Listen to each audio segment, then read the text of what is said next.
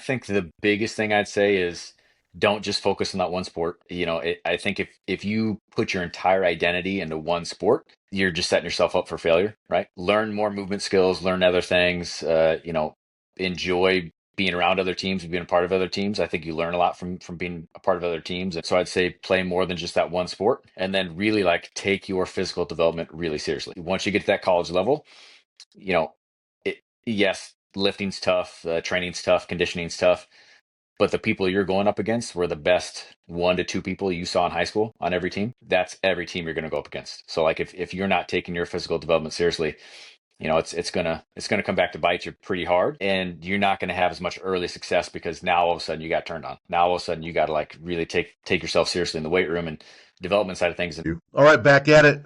Got Mark Jamison on today, coming from the great state of Illinois, Southern Illinois University, not at Carbondale, at Edwardsville. And That's right. what I like about our opportunity today is played as an athlete and similar to me, kind of a big nerd. And so been through a lot of things, learned a lot of things, not just, dumb jock, right? So he has the That's right. jock piece. And if you look at his overall his illustrious career, played all the basic sports. Had football, track, golf, all the different things. But took football a little bit further. Played D3, and kept with that. And then now he's training athletes. So if I read the entire title, which is significant, Long Associate title. Athletic Director for High Performance at Southern Illinois University, Edwardsville. Men's soccer is his main deal, but works with all 16 sports on a return to play. That's huge for today's call because most kids come up with some kind of injury at some point, small or big. And so there has to be a process for that. Oversees sports medicine, sports nutrition, mental performance, so all the things. And on top of that, he teaches courses in kinesiology. So big nerd, which is great. And right off the bat, my wife, when she watches the show, she's like, I would like that Tom Selleck stash, Mhm. and how come you don't have one of those, Jim? Mine's all gray. It matches the rest of the beard, but that's Tom Selleck stash is legit, bro. I appreciate it. Yeah. The beard part's starting to get gray. That's why I shave that, and I just leave the stash part. But yeah, thanks for having me on. Excited to be here. For sure. When you back to your playing days, what do you miss most about playing? Well, I mean, I think being part of a team, right? But I think that also probably drove me to being a performance coach. Is just to be in that team environment, be a part of a team, be a part of something that's bigger than yourself. I think that's what you miss the most. Is it practice? Definitely not. Is it games? Yeah, for sure. But I think there's still parts of practice. There's still parts of training. Like when we lifted, it was 5:15 a.m. Not a big fan of that. Back in the day, that was around when pre-workout was just starting to come out, so you had like some kind of stuff to hit you to get you going. But that kind of stuff you don't miss, but you do miss being around your buddies. You miss working hard and people pushing you more than I think you thought you could be pushed. Is a big part of is probably what I miss the most. From the armchair quarterback perspective, most people will assume it. Man, we miss the winning, we miss the competition, we miss getting far in the playoffs or something like that. And typically, when I talk to folks, they say they miss the relationships. Sometimes it's the coaches, sometimes it's definitely not the coaches. A lot of times it's the players, sometimes it's not. Definitely not every player, but it's usually like everything else in life. It's going to be the relationships. What was your welcome to college football moment? Because everyone's pretty good in high school that plays in college. And then once you're in college, no matter what level you're at, everyone's pretty decent, right? Yeah, yeah, yeah. And it's a whole different level you have to elevate to. What was your welcome to college football moment? I mean, I think there's probably two that stick out the most. So like my high school, uh, my offensive line was almost the same size as me. So Oh no, you got one of those, yeah, and it's spread option, and I was running quite a bit, and everything's boot action. And then you get to college, and even Division 3 level, all those guys are 6'4" and above. They're all men. well over 250 pounds. I mean, it's so being able to like sit in the pocket and see over a line was something I hadn't had issues with before. So you had to learn that on the go for sure. I'd say the other part, time commitment. I think like yeah, as a quarterback in high school, you just go out and play. You kind of just read the defense and audible and whatever you need to. But the playbook was very simple. You go to college and the playbook is thick, and you Mm. got to do film review, and you think the day is done, but you got to come back for film. when everyone else gets to go back to the dorm and hang out. So that was probably the biggest shock was, oh man, like you really got to put the time in to be more prepared because obviously the competition levels are higher and defensive backs and they roll coverage a lot more. And there's a lot of just things you don't get exposure to in high school, at least in the small town I was at in Northeast Iowa. Um, that those are the things like, okay, I got to step it up and take this a lot more seriously than just going out and playing games. It's also significantly different at the quarterback level. You know, the receivers have their route trees, or maybe it's some blocking schemes, the audibles, etc. But you're queuing off the defense. You're working in conjunction with the O line. Then you're getting the blocking protection, and then the receivers and their routes, and the running back at all. So obviously, got to know your job, but most people around you as well for you to be at all effective at that level. For sure. Yeah. I mean, you got to know exactly what the offensive line is supposed to do. And, just the different packages. There's a lot of packages. And, if you forget a package, all of a sudden you're a man down or you've got too many men or there's too many guys in line. It's just small things like that that you didn't have to worry about in high school as much. Sure. In college, you got to know the whole playbook front to back. Yeah. Going back to your younger self, would you play the same sports? Would you take football as far as you could then, or would you pick a different sport? Anything that you do differently, being the wise guy that you are now? No, I mean, I think I'd stick with the same sport now. And again, like Northeast Iowa, like we didn't even have soccer. We didn't have soccer. We didn't have tennis. Like there's a lot of sports that, there's just not enough people in the area to play and who are you going to go drive to play? Hmm. Um, the other sports I did was basketball and I like basketball now, just recreationally. If it's like, hey, we agree we're going to play zone. It's a very relaxed game. Like I like basketball, but competitive wise, no, I wouldn't have picked that. Baseball I played a little bit, but then obviously like as a quarterback, all the camps, like travel camps and when you try to go to showcases and things like that, they're always in the summer. And in Hmm. Iowa, that's when you play baseball. So that wasn't really an option, just because it kind of got in the way. I really like golf. I played golf, but you did golf and track at the same time because again, just not enough people. And most of that was so you didn't have to go to track practice. You could go to golf practice and just show up for track meets. But yeah, the only other sport I think that I liked a lot and had some skill at was golf. That I think in my older age now, you're like, man, that was a sport that if I would have stuck with that and continue to pursue that's a sport that I can play for the rest of my life. Or football, it's definitely got its unless you're Joe Flacco, man, it's got an end point at some point for you. For sure. Did I have those dad bod flag football leagues? Some of those guys are still pretty legit Yeah, as an adult, but man, the golf translates to so many things, whether you're playing in just a charity event or the corporate world or just for fun. You know, that's a piece that can live with you for a long, long time. for sure. How about advice? You got a freshman, sophomore in high school, and you say, "Hey, man, I wish I would have known these two or three things." I mean, I think the biggest thing I'd say is don't just focus on that one sport. Like I think if you put your entire identity into one sport, you're just setting yourself up for failure, right? Learn more movement skills, learn other things, enjoy being around other teams and being a part of other teams. I think you learn a lot from being a part of other teams and playing other sports. So I'd say play more than just that one sport and then really like take your physical development really seriously. Because once you get to that college level, you know, yes, lifting's tough, training's tough, conditioning's tough, but the people you're going up against were the best 1 to 2 people you saw in high school on every team. That's every team you're going to go up against. So like if you're not taking your physical development seriously, it's gonna come back to bite you pretty hard, and you're not going to have as much early success because now all of a sudden you got turned on. Now all of a sudden you got to like really take yourself seriously in the weight room and development side of things. And I mean, we know that takes at least 3-4 months to truly see some adaptations, and that's the whole season if you're looking at football by the time you come in. So I'd say those big things is make sure you're playing more than just that one sport, exposing yourself to other movement skills, and when you train hard. Like a lot of that, and it's absolutely spot on. I come across, and you might as well come across in high school or even younger, travel coaches that have a different philosophy. And so, how do you work within that? Or it's hard to say, hey, there's only one way to do things, but broadly, there really is one way to do things, and that means different sports, neurologically, physiologically, you can't argue with the results. And then strength and power and speed wise, it takes time. You can get better shape pretty quickly. It takes time to go from a 100-pound squat to a 200 to 300 to a 400-pound squat, and then power cleans and speed and all that jazz.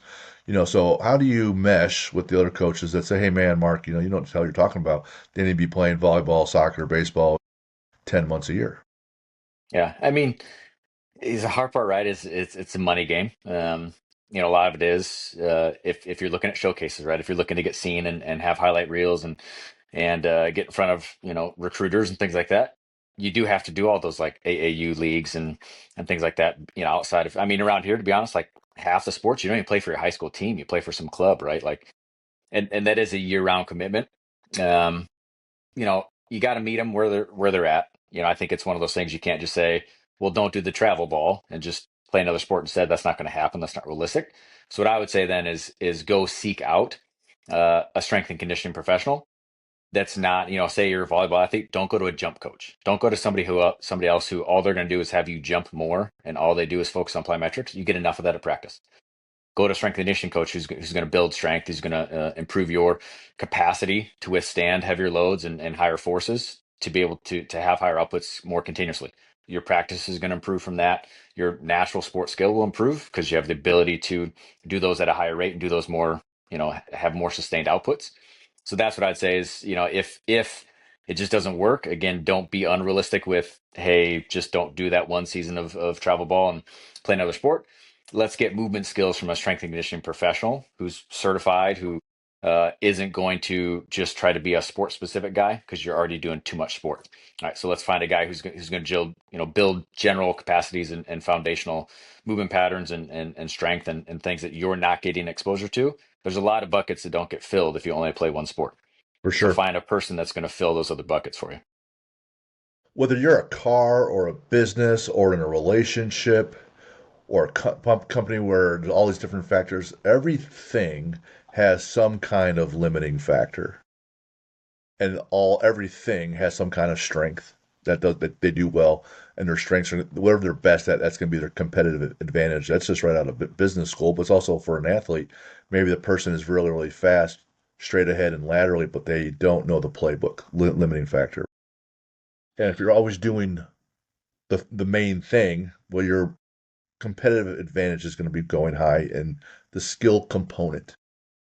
But if you can't pick up the bar, if you can't squat or bench or press or deadlift the bar, you have no chance to advance, right? Now, on the flip side, if you're just big strong ox, right, can move a ton of weight, but you can't move it all laterally, you have no speed, you have no agility, you have no skill, then you're just a big dumb ox, right? And I identify with the ox having done a lot of strongman stuff. It's a lot of fun. So my advice is similar to yours in that, hey, just take a moment, man. Sit down for an hour and just take a look. Is it my mindset that's holding me back? Is it knowledge of the sport? My shit teammate? Is it my training? Am I too weak? Am I going to be susceptible to injury? Is it my nutrition? That's everybody probably. And then, or recovery.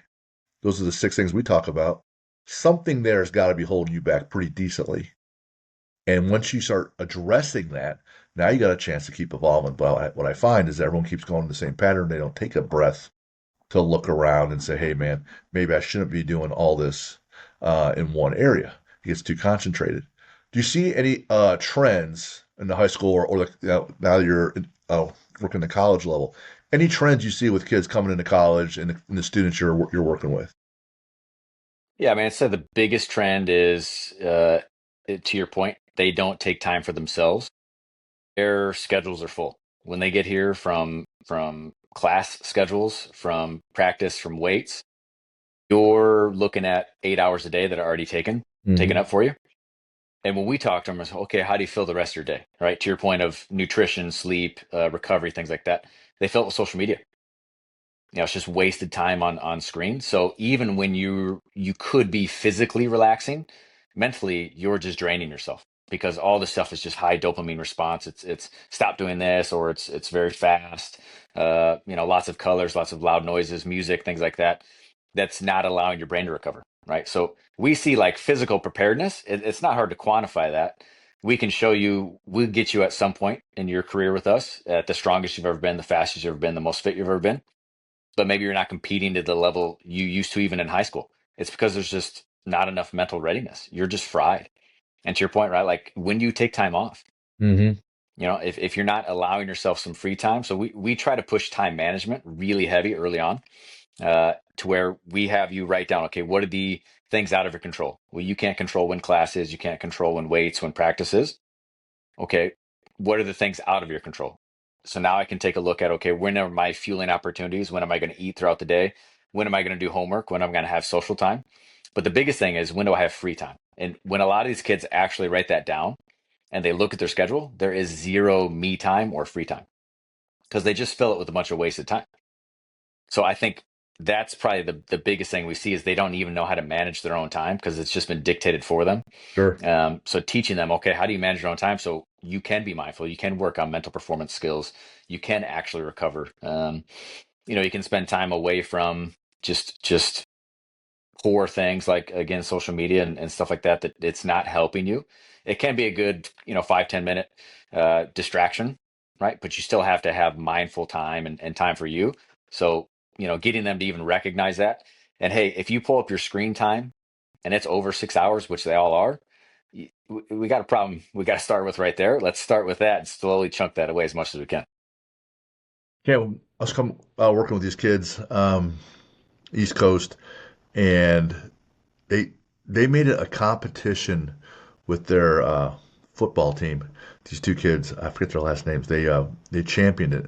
They wanted to compete with everybody on the team and how recovered they could be.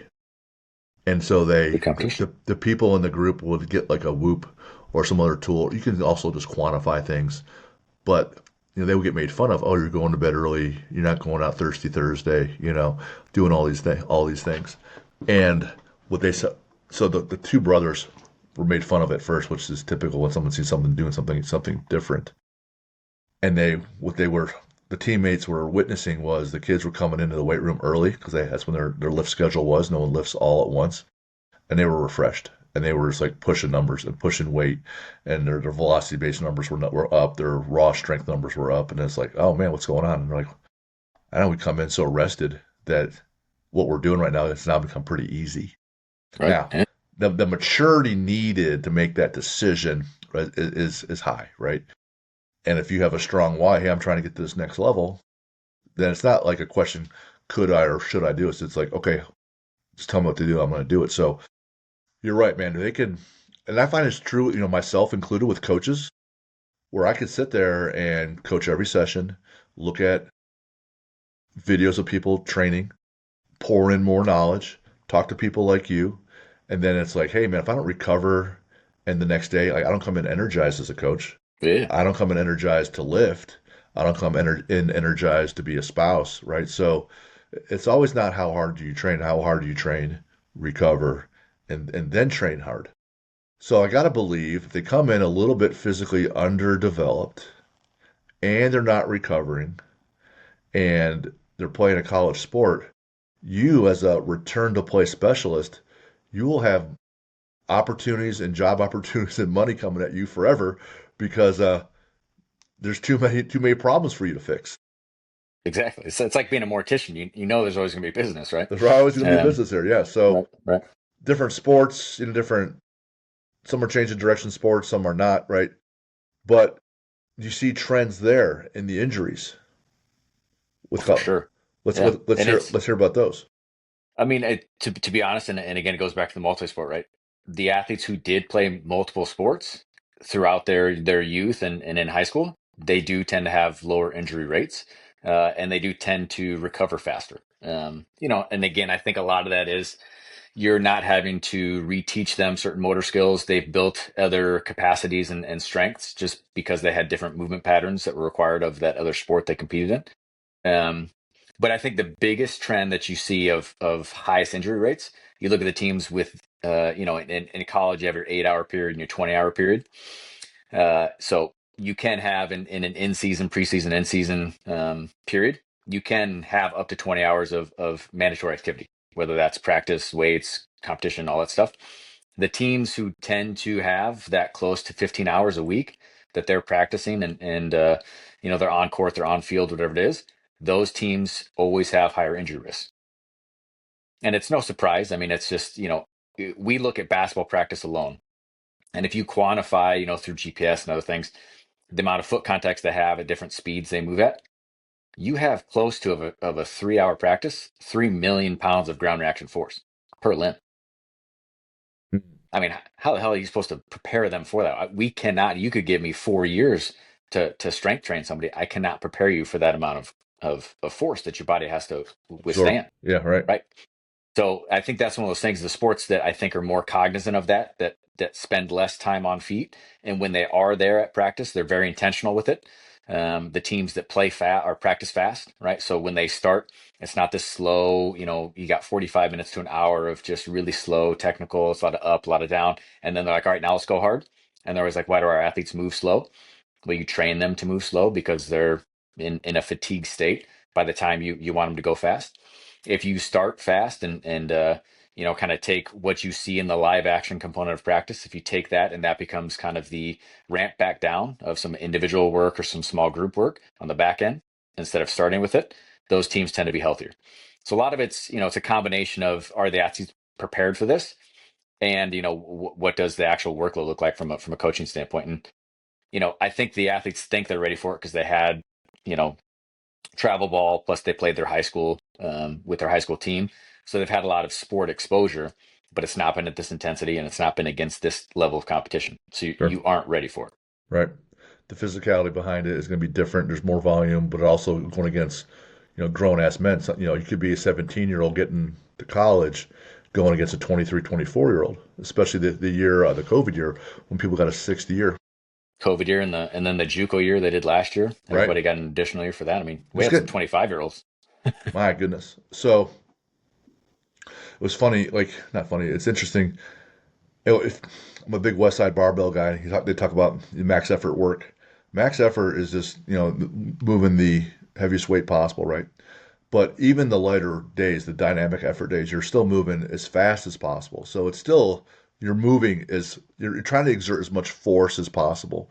And to your point, if you have the harder parts of practice, the more intense, the max, I'll call it a max effort component where you're as intense as possible. No one wants to do that at all when Right. they're tired, right? And no one Yeah. can, no one does it. No one runs a 5K and then comes in and maxes out their deadlift, thinking, "Hey man, this is going to be great." We had Brett Agnew on. He's a assistant coach with Indy Ignite, a pro women's volleyball team here in Hmm. Hmm. Indianapolis. He had a funny story in that I think he was a coach at Bowling Green in Ohio, and for some problem, the bus got to the next school, which was Toledo, late, and it was a volleyball team. And normally they show up plenty of time early. They go out, they do their drills or warm ups, blah blah blah, and they might have like almost like an hour of work. Well, they showed up so late. They got there, they got dressed, they went out there. They had like 5-10 minutes to do the absolute basics, and then they were playing. And both teams were evenly matched. So it went to a fifth set, and the head coach turns to Brett and goes, "What's going on here? How come we're smashing them now?" And he goes, "You know what? We just don't look tired because we didn't do a whole hour of what Practice before. of Yeah. whatever Right. before the actual competition. Like we took down the volume a little bit so the intensity could be higher later when they needed it. To your point. Ah, there are more specific trends in the return to play issues. Is it all ACLs? Is it all elbows? Is it all shoulders? Is it low back? Can you see it, or is it more sport specific, or anything like that you could quantify and say, hey man, here's a problem, and I'm fixing you on the back end. I wish you would do X on the front end. Yeah. I mean, I'd say ACLs across any sport. That's not one that really picks a sport. Otherwise, yeah, it is more sport specific. Our wrestlers, our baseball guys, it's definitely going to be more elbows, more shoulders. Our court-based athletes like basketballs and soccers and field-based sports, you're going to have a lot more of your lower shank. So, we'll see a lot of, stress reactions. We'll see a lot of soleus or Achilles type issues. You'll see more of your adductor, hip flexor, hamstring kind of issues, more soft tissue side. But yeah, ACL is by far the biggest one across any sport.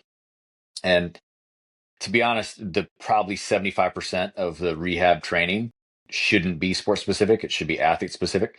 Um, and selfishly, that's why I like return to play. I If you look at anybody who's come out of return to play, and I think people who do it right or do it well, and there's a lot to do. You should come out of that the strongest you've ever been, the fastest you've ever been, the more balanced you've ever been, the most fit you've ever been. Why?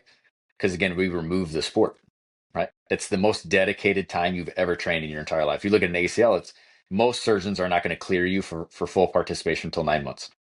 So really, for at least 6 months of that, you haven't been doing any practice. You've just been training Mm. and you've just been doing fitness work. And whether that's 3 or 6 days a week, you haven't had the sport getting in the way. So you don't have all this level of just fatigue from a neurological standpoint, from a neuromuscular standpoint. You are actually in a recovered state. So we can train. When we train hard. Um, and I think that's a big benefit for a lot of these athletes coming out of a return to play processes. This is a time to truly work on you because no program is really individualizing everybody. It's impossible to. Impossible. There's not enough human resources. We can do force play testing. We do a lot, biomechanical assessments, and we can give you a different variation of an exercise that's maybe more orthopedically sound to you, but it's not individualized. This is the most individualized training there's ever been. So we see a lot of these athletes come out of it and things that might have had, been nagging injuries. They've always had ankle issues or they've always had low back issues. They don't have that coming out of return to play because we had time to address them, especially if it's an ACL, right? Like we work the proximal and distal. We work your lumbopelvic complex. We work your foot ankle complex and the calf complex heavily while we're, essentially restricted with the amount of knee flexion and extension that you currently have. So those are huge benefits coming out of that. And I'd say that the biggest trend of those who come out of return to play successfully and those that don't, the two biggest components, one, nutrition. I think most kids think when they get hurt, my activity levels have dropped, so I need to eat less food. You should eat more in that early return to play process than you do when you're a healthy athlete at full competition. Because the amount of work your body has to go through to repair itself Mm. is significantly more than it has to do to recover from a 2 hour practice. And so getting them to understand that of, okay, how much food, how many calories do I actually need? What should those calories look like is a really important thing. And if they take that seriously, you'll see that they recover a little bit better. The second one is essentially it's, being overly focused on the injury itself and having kind of this pain, fear avoidance. Those are huge things, right? And I think if you don't address that fear avoidance, they're always going to be thinking about the injury. That's going to create compensations. If they're always thinking about the injury, are they fully locked in from a cognitive standpoint or sensory motor standpoint of their sport skill when you reintegrate them there? Um, and I think that's one thing that you got to normalize pain. I think everyone thinks, oh, I shouldn't be in pain. Well, don't play sport then. If you're playing a sport, like at some point your body's just a scale of 1 to 10, you're always a 1, 2, or a 3, right? You're rarely ever like a 0. I feel fantastic. So normalizing pain in that process and being able to train through that kind of decreases or inhibits that fear avoidance that they might have to load that limb. So now they can actually move a little bit better. They'll actually apply more force. They're more willing to jump into more some of the controlled but chaotic settings of the sport skill a lot earlier on if you can address those things. So those are probably the two biggest trends: is those that take the mental performance side really seriously, and those that whether they eat good food or not, if they're eating enough calories, tend to respond really well. Well, I'm listening here actively, and I'm trying to, there's 3 or 4 points that you made that I really loved about the recovery and getting better. There's, as a different example, there were a couple powerlifting meets I had to do. Well, I wanted to do, I signed up to do, but about 10 days out or 2 weeks out, I go on vacation with my wife to Colorado, and we're just kind of hanging out, hiking a little bit, having some beers, sleep as much as I want. I would find a local gym and I might hit my openers, work up to maybe 80% for one, go home, completely unfulfilled, from a competitive standpoint, which is what I tell people. Come back, a week later and you hit your numbers, you hit new personal records, you just feel so much better. So I totally get that. We had another athlete on, an All-American thrower, and he tore his bicep and his pec. And the one doctor said, "Hey man, you got to be immobilized. Don't move at all. Don't move at all. Your whole body." And this guy's a PhD neurologist. He's like, "Yeah, that's wrong. You want white blood cells flowing." So he would be immobilized, but the rest of his body, he would do some kind of work to get blood flow. And so he recovered and he was eating well. I didn't think about the keep it in the same amount of calories or more. I do tell people that injuries can be a gift because it gets you to stop moving, figure out what you're not doing well, and fix a whole bunch of problems at once. At the same time, you can improve some areas that maybe you sucked at. So maybe you do improve some mobility pieces in other parts of your body, or you do improve your nutrition habits and learn some things. But there's some ways where you can take that setback and really come back way better. And to your point, competing, competing is not healthy. Competing is not, hey, this is easy and fun playing pickleball, drinking beer, right?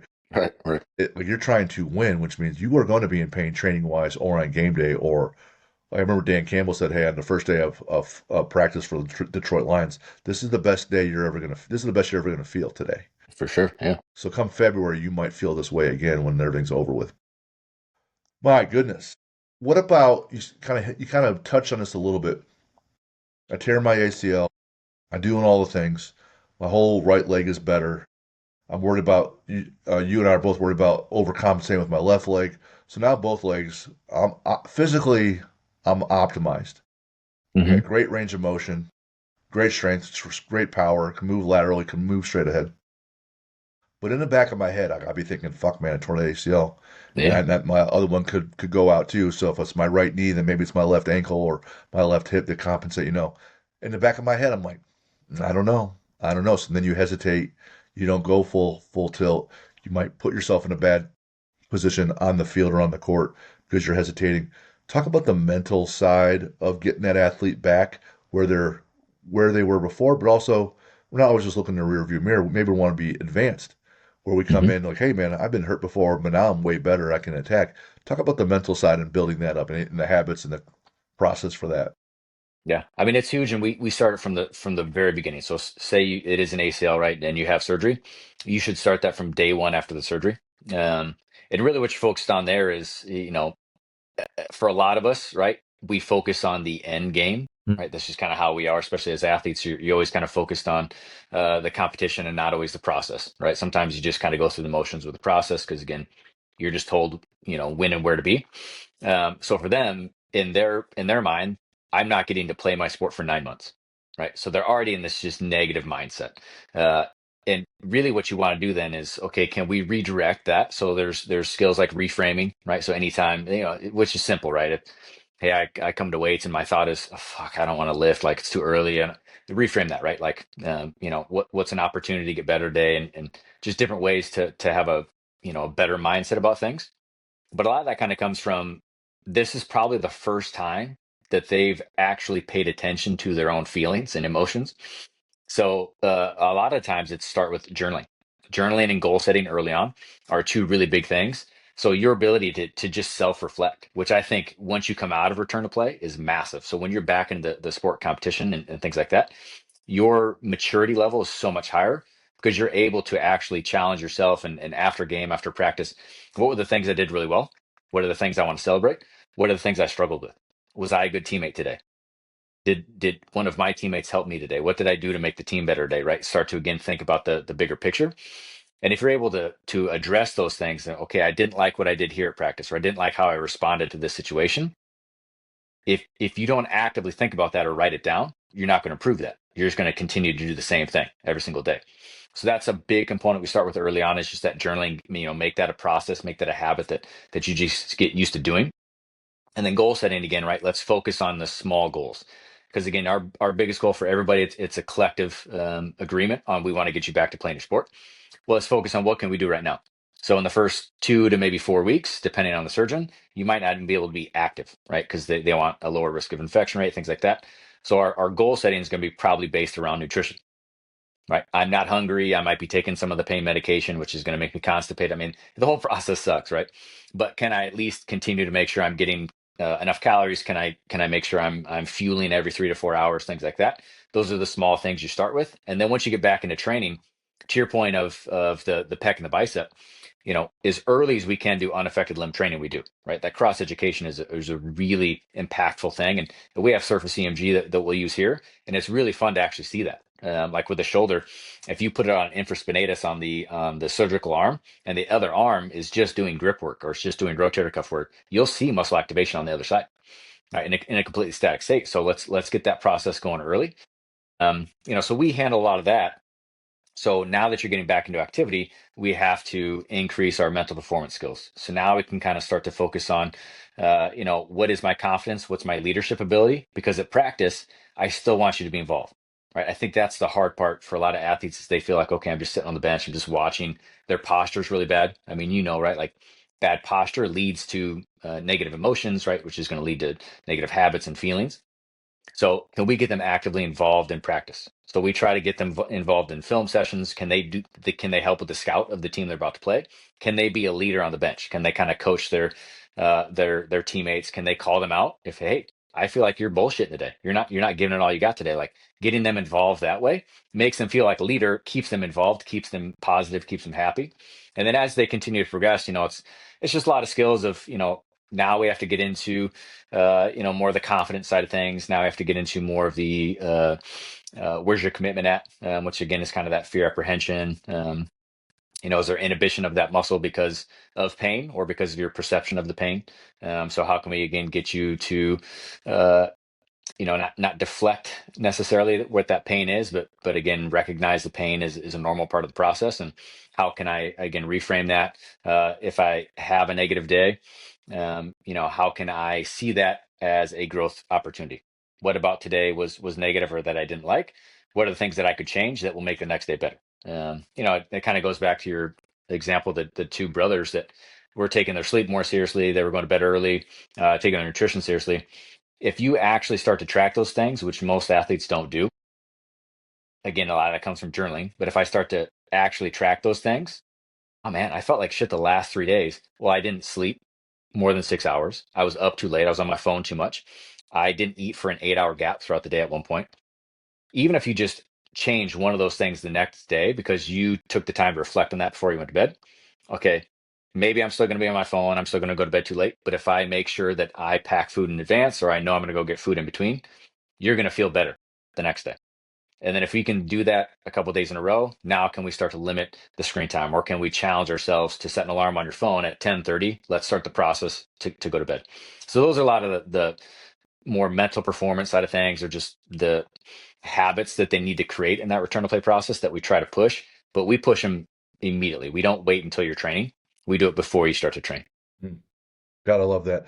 That encapsulates the phrase on my shirt, win the day, and what we Hmm. try to be about in that when you're an athlete and you're playing a sport, I mean, if you get injured, you say, well, I'm not playing anymore. I said, no, you're still playing. You're playing right now. You're still competing today. And, you might have a 12-game season in football, but there's days where you are competing every day. And so now you're competing on winning your recovery. If you're becoming a better leader on the bench and now you're on the field, now you're a better leader and physically you're better. You developed a leadership component you didn't have. And then I'll hear, well, that person's ahead of me right now. So, now I got to catch up to them. And I said, well, let me ask you this, athlete. What would you score yourself out of 100 right now? And they would say, 80. I said, are you the starter? I said, yeah. So the guy behind you is scoring below 80, right? Did you plan on staying at 80? Like, no, you wanted to go, right? So why don't you push somebody next to you to 84? And then, so when you come back, you're chasing and you go to 86 or 88. If you're Hmm. always in the lead and someone's always behind you, you don't really push as hard. But yes, so if you get someone next to you better than you, you're now required to step up in all the different areas. And a lot of times, like my son's last game is going to be Saturday. He plays for football for Ball State. A lot of people come Sunday, they're like, shit, man, what do I do? Who am I? The journaling comes in. You have these thoughts all along, helps you with your mindset, focus. But there's some things that he can win on Sunday. He could still eat well. He can still recover and then um, pass some more information on to the people behind him when he's leaving a little bit of legacy, right? Next Monday, he could still train. So if you're always looking at that Kaizen approach of trying to get better and better a little bit at a time, you're never done. You're never done. So you frame it like that. I love that. You said you're reframing things. Yeah, you're still competing today, even though you're on the table. So I love that. I really appreciate the effort you put in your homework here to prepare for today, and I see the part about building your knowledge. You write down, you write right off the bat, you wrote reading, and you can see the small fraction of books behind me, right? Yeah, yeah, There's like 200 behind me, but my wife and I, we have 1,100 total. And I like to read. She loves to read. And you wrote down, Think Again by Adam Grant, Next Conversation by Jeff Fisher, but never split the difference of the three. That's one of the ones I've read. Talk, just mention. I have not seen someone mention that yet, and it's nothing to do with strength and conditioning, return to play, but it's about negotiating and talking with people, right? yeah, yeah. And so, talk about your thoughts about that book or what you can remember of it, because maybe it's been a while, but why you found value in that piece. I think the big thing, right, is like it early in my career, every book you read it's strength and conditioning, it's West Side Barbell, it's Right. triphasic training, it's all these things, right? Which is great, I think, early on. But again, that's so just blinders on, focused on coaching. Yeah. And coaching isn't X's and O's. Anybody can write. I've seen plenty of, to be honest, plenty of really bad, what in my opinion, bad programs that are run really well because they're coached well. Now, you're not going to learn about coaching from those books. Coaching, I think, is again, it's just relationship building, it's building trust, right? What's that all boiled down to is always communication, right? So Coming out of what the I mouth. really like, Yep. yeah, what I really like about Never Split the Difference is from a negotiation standpoint, and if you tie in kind of Adam Grant's Think Like a Scientist, in his book Think Again, he talks about, we have the three P's: you're a preacher, politician, or prosecutor, or kind of the mindsets we always have, right? So any conversation, you're trying to win, you're trying to win a conversation, which is never a good start. You're trying to convince somebody to your side, which isn't a good start, or you're willing to flip flop just so that the conversation is over. Well, no outcome of any of those kind of mindsets is going to work. So what I really liked about what he put in that book was, from a negotiation standpoint, is active listening. Yes. Right, pay attention to what that person's saying, because if you allow them just to talk and you show that you're actually listening and you repeat those things back to them, Mhm. now you can actually have a conversation. Mhm. Right, now it's not a debate, it's a dialogue. And I think that's the most important thing, is if we truly, you know I think we could say, hey, I'm a coach, so you need to respect me as an athlete. Well, I have to, build that respect, I have to build that trust. And a lot of that is actually active listening. And then when you do have these conversations with kids, can you have if you can't have the small conversations every single day, you're never going to be able to have the difficult conversation. Right. And so I think that's one of the big things that I kind of got from that was active listening, but it's almost like listening with compassion, right? Try to understand where that person's at today. Cause it's easy if a kid shows up late to just want to motherfuck them, right? Just, punish them right away. And like, it's their fault. Or we can ask them questions, right? And allow them an opportunity to kind of just tell me what's going on. Cause probably something's going on, something bigger. And that right there is a huge moment for that person. Because if you went straight to screaming, yelling at them and punch them, they're going to continue to do that. They're going to continue to show up late, or have these bad habits. Where if you listen to them and you kind of, have a good back and forth dialogue, they're going to respect you significantly more. So they're not going to want to disappoint you. They're not going to want to let you down. And now you understand where they're at, right? So now I can ask better questions because I actually listened to kind of where they're at and didn't see it as an excuse right away. So I think that's probably the biggest things I kind of got from that, right? It's just, I think it's tough. Everyone says they communicate, and I interview a lot of people, and in my role here, and everyone says communication, and all I say, what does that mean? What does that look like? Explain to me, like, give me a scenario of where you communicated well, and what was the outcome of that? Because most people don't have a response to that. They just say communication. It's just a tagline everyone uses. But a lot of times I could say something, and what I thought you were going to get from that, you didn't get from it. So that wasn't communication. That was just me spitting words into the atmosphere, right? Because you took nothing of what I wanted from that, right? And I think most of poor communication comes from us as the coaches, because we don't actively listen. I should repeat back what you just said to me, and if I do, then you as the athlete, or whoever the person you're talking to, feels like they were heard, Hmm. right? Now they're going to be more honest. Now you're going to have better conversations, just builds better relationships. So that's what I like about those books. And I liked his book because it takes a cool approach, right? You're talking about negotiations and FBI stuff, and you're like, that's cool to start with. But he really breaks it down into how could you talk to your wife better? How could you talk to your kids better? I mean, you learn so much from these books that I think have a broader scope than just the typical continuing education we always focus on. Yeah, that's huge. I completely agree with that component where you, at the end just now, you said that athlete feels like I heard them. So you could say something to me, and I'll say, I'll just repeat back what you just said. If I do it in a certain manner where I'm just going through the motions, it might indicate that I'm listening to you, but I could still do it, and you would Still understand. bullshit. Yeah, Yeah. it's still bullshit, right? If the person thinks or knows that you hear them, that's one thing. But then if they feel that you heard them, like their ego's on display, their heart is on display, right? And they feel heard, then it's like, okay, I could be a little bit more vulnerable and tell you Hmm. what's really going on. You're not going to be a complete dick. So if I can be a little bit more vulnerable, then we can get more to the root cause. That's why I do not engage on social media debates because one, it's one person trying to win their argument. I could put out something that's completely true and accurate, and it probably won't matter because now their ego is on display. I just hammered them for it. I didn't hear them at all, and then they gotta have their thought process on display and make them look essentially weaker instead of them saying, "Hey, you know what, Jim, you're right. Wow, I'm glad you pointed out. This has been a worthwhile discussion." Now it's all about can I win, right? So then it's just an absolute nightmare. I love that Chris Voss book. If you're listening to him talk, he's just a cool dude. You know, hostage negotiations about people's lives and life and death, and he's just super relaxed. And he goes into Harvard Hmm. and whoops everyone's ass at negotiating.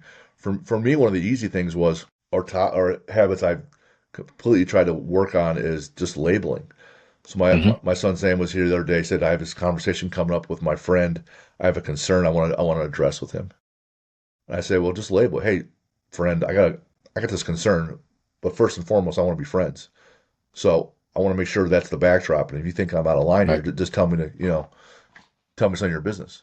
But just label, hey, this is important, and I'm your friend. And so if you just say what's going to happen next, it kind of arms them. They're like, okay, this is what's going to happen next. I'm prepared, and you just it enables you to be a little bit more honest. And so I love how you guys do that there. That is huge. What's on the horizon for you? You know, you got Thanksgiving, then you got break, but next semester, spring semester is a little different than the fall semester. Hmm. What's on the horizon for you guys, and what do you talk about? What you guys are building over that Southern Illinois? Yeah. So I mean, it's, we're in that period where our fall sports are done. So, we look forward to in the spring. That's our off season for those teams. Mhm. For, the team I primarily oversee is men's soccer. So, it's a time I get excited because that's, from start of semester, spring semester through essentially spring break, we get to train heavy. We get to train hard. It's the most condensed amount of training we've done. Weather here is pretty decent. We can still get outside, but they're in that 8 hour period, right? So the sport is involved, but it's not the primary, right? We tend to be the primary, and our coaching staff supports that. And then after spring break, they have spring ball and they play a little bit more, but you're still focused on we're going to play sore. We're going to train through a lot of these things. So I think for our fall sports, we get excited for the off season. We're primarily most of our sports are winter and spring sports. So our basketballs and wrestling are going heavy right now. But all of our other sports will come back. A lot of them will compete immediately, right? So we'll have tennis, we'll have track, golf, things like that. They're going to compete as soon as they show up. And then you have teams like baseball and softball that we get, 4 to 5 weeks of preseason for. So those are things that we're looking forward to, when the teams come back from winter break. And I'd say as a department, what I really liked, I think people always ask the mid-major, right? Like, how's it like at a mid-major compared to Power Four? Obviously, the resources are much different, right? Our facility is not, a $150 million facility that's massive with all these things. But the benefits of a mid-major is a lot of times it's much more conducive to your environment to work with the faculty around you. So we actually work really heavily with our kinesiology department. We're currently doing a research project. You brought up Whoop earlier. The director of our kinesiology department, with volleyball and women's soccer this past season, we did DEXA scans every 6 weeks. We did Wingate test, pre, mid, and post season, and then we had Whoop every single day in conjunction with our force plate testing, our velocity based training, and their GPS. Right. So we just did this. Very comprehensive assessment of every quantifiable objective metric we could to do a predictive analytic, essentially review this spring to try to identify how can we better improve or better prepare them for this next coming season. One of the points of the season that we should be more prepared for high levels of stress, or when we start to maybe see a dip in performance outcomes and sleep and strain scores, things like that. So that's a cool thing that I think we get at this level. And that's what I'm looking forward to in the spring, is continuing to kind of build. We have a lot of tools here. We use a lot of isoinertial training. We use our force plates, our velocity-based training system. We use the tech we have. It's not just like as a recruiting piece. But the hardest part for strength coaches is time. None of us have time to truly review that stuff and make it actionable data. So building out, more of a how do we consolidate all this data? How do we condense it? How do we simplify it? And then how do we project it quickly to where we can make informed decisions for the next day or for that session or for the next training block? So it's not just, stuff that you monitor and don't really, review or take a look at. So that's probably the thing I think we're most focused on and excited about in the spring semester. Mm. Man, with all that data and inputs, it's easy to get from just hearing it could be a little overwhelming, For sure. and be like, shit, man, there's a lot going on here. Um, and it's easy, I would think, to say, hey, you know what? I'm not doing anything different because it's just I'm Yeah. overloaded. And I've had Right. a guy come to my gym that we run a gym also, and this guy's like, hey, let's talk about nutrition. I'm like, okay. He goes, Jim, I've been told carbs are terrible. I've been told carbs are great. I've been told Atkins, South Beach, blah blah blah. Like I'm overwhelmed. I do nothing. That would be hard. I haven't been a finance guy for most of my career. First 15 years now, I'm a strength and conditioning guy. When I hear all the data, I'm thinking, oh my God, that's a massive regression analysis model that Hmm. the quant guys, the statistic guys, would just take all the data, put it in an Excel sheet, put it in their formula, and then spit out the answer. Hmm. By one hand, my thought is maybe talk to your statistic department. Um, on the other hand, it's like it's like, well, shoot, I'm not even sure, but I'd love to hear what you guys come up with. It's a great problem to have. It's a great problem to have. I would say from 30,000 feet in the strength and conditioning world, a lot of times some things get told, hey, there's not valuable, there's no funding for it. A lot of strength coaches don't make any money. You intern for free all the time. So to Hmm. even get a GA, it's like to even run the data, Hmm. that could be tough. But maybe there's someone on the team that's like, they just like it. Because I'm a big dork. So I would love to play on the team, but also, oh man, I could be in charge of data. That'd be cool. So my God, there's so much going on, but that's what makes it really exciting and fun and cutting edge. Do you still what about yourself? Like you want to be a good coach, you got to be in shape and be able to handle the load, right? Hmm. Do you still train? Yeah, I mean, I try to 6 days a week as much as I can. Okay. I think there was periods of time, I think when I first kind of took the administrative role here and I started to oversee a lot of things, that my training was definitely not a priority at all. And what I really appreciate is we do pretty frequent staff evaluations here, and we're very honest with each other. And every single time my staff was like, you need to train. Like you stopped training. You need to train. That was like consistently my weakness or growth area that kept coming up. So I've, the last couple of years, really tried to again make that a priority. And there's a lot of things we can get done, but there's also, I can still spare a half hour to get something in real quick and still prioritize that. Um, so I mean, I try to train as much as possible. I like to hit the bag. I have a Muay Thai bag at the house. I really like the combative side of things. Like grappling, was not a big fan of like jujitsu and wrestling, that kind of stuff. But I really like Muay Thai, kickboxing, boxing. So I like hitting the bag, being active that way. And then I think I'm sure you feel it too, right? Like your body always hurts, so it's kind of finding what are the things that you can still attack really hard.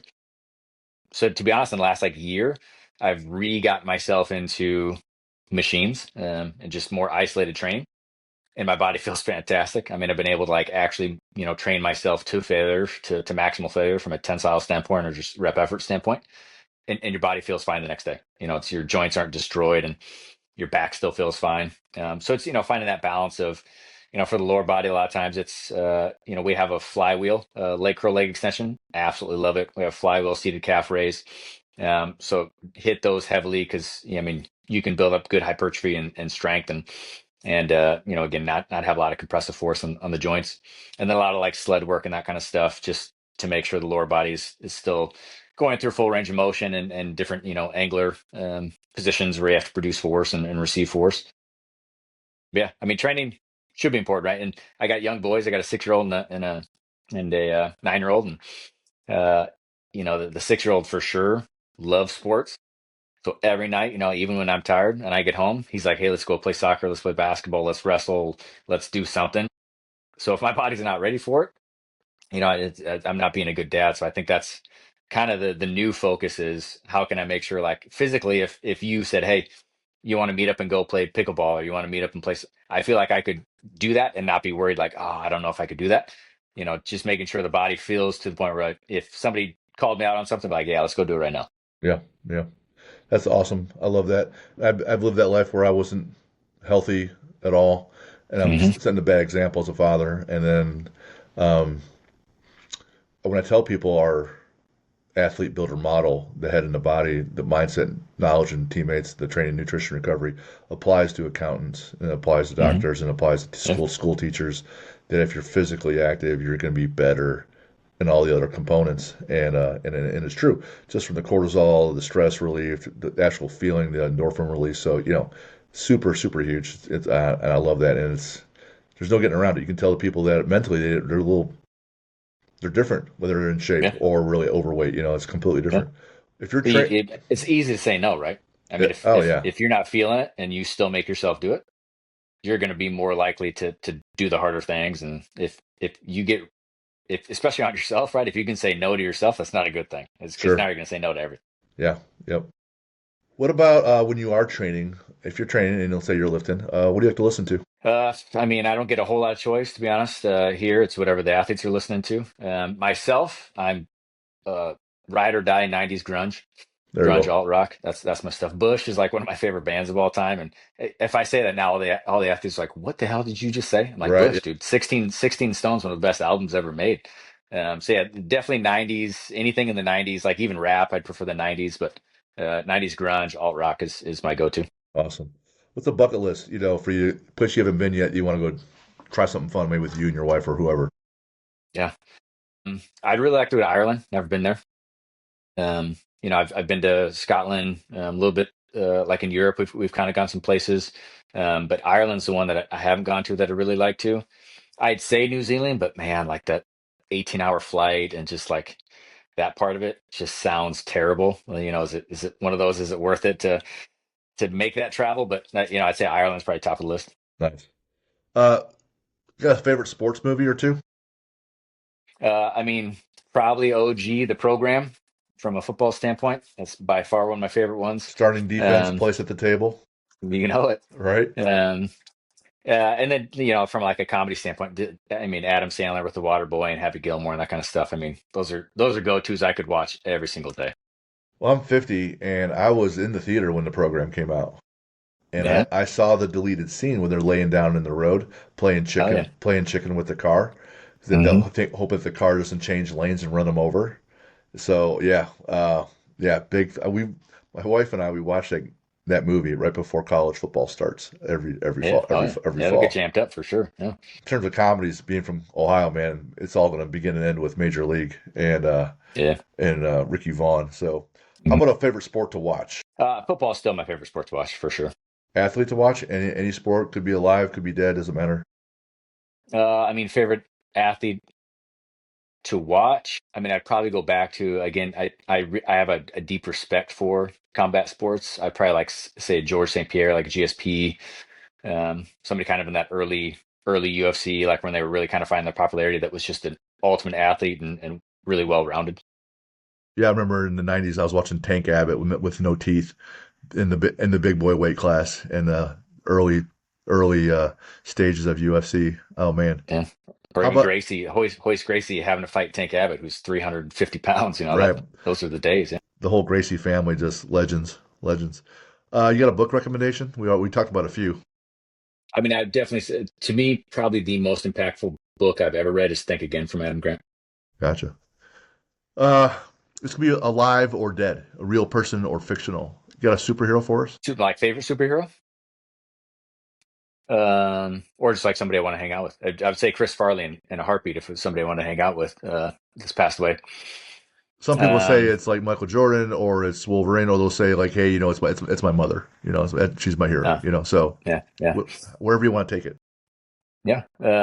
I mean, yeah, I probably err on the side more of sport influence. Uh, for me, it's Bo Jackson. Like when I was a kid, it was Bo Jackson was his NFL, he was MLB. It's just all around the best athlete I've ever seen. Bo knows, right? Bo knows. Hmm How about a villain? I think Heath Ledger's version of the Joker is no one's going to beat that. Yeah. And there's been some awesome ones, and that role alone lends itself for the actors to really take it to some places. And I thought Heath did an outstanding job. Hmm I always say it's Hannibal Lecter with Silence of the Lambs, but Yeah. I like the crazy in both those characters. What's your favorite lift? Me personally, favorite lift is some kind of vertical pull. So like a pull up, I do like the wife and I like to rock climb. So I think using different grip attachments, things like that. For prescribing for athletes, it would probably be a kettlebell swing. All right, you got a quote for us? I'd say probably one, again, it resonates around like return to play, but uh, output is who you are on your best day. Readiness is who you are today. Beautiful. Where can people find you? Mostly just Instagram and LinkedIn are the only two like socials. For Instagram, the handle is at Coach Jamison HPC, and then LinkedIn, it's just my name, Mark Jamison. Beautiful, beautiful. Well, Mark, I'll stick on here for a couple more minutes after we say goodbye, but really had a great time today. Learned a bunch of things. I like the part the part that was different for me was making sure the calories are right, even though you're injured and you're coming back to return to play. That was new for me, so that's helpful, and I'm gonna adopt that and look into that. And then, as you can tell, I'm a big nerd. I haven't read all the books behind me, but a lot of them, the others are in the queue. So the ones that you recommended, I'm gonna check those out. Shout out Dan Braun for connecting us, and I saw Missy Mitchell Macbeth. You guys are connected there, so you're surrounded by Yep. good people. It's easy to do awesome things, and it makes my life easier when I got smart people like you on the show. So I really appreciate it. For anyone that wants to get a hold of us, keep doing the same thing. info@athlete-builder.com. That's my email. And keep sending us your questions, and we'll send back our best answers. But Mark, man, thanks for the gift today. Thanks for all the effort, man. Really enjoyed it. Thank you. Awesome. Thanks for having me on. Yep.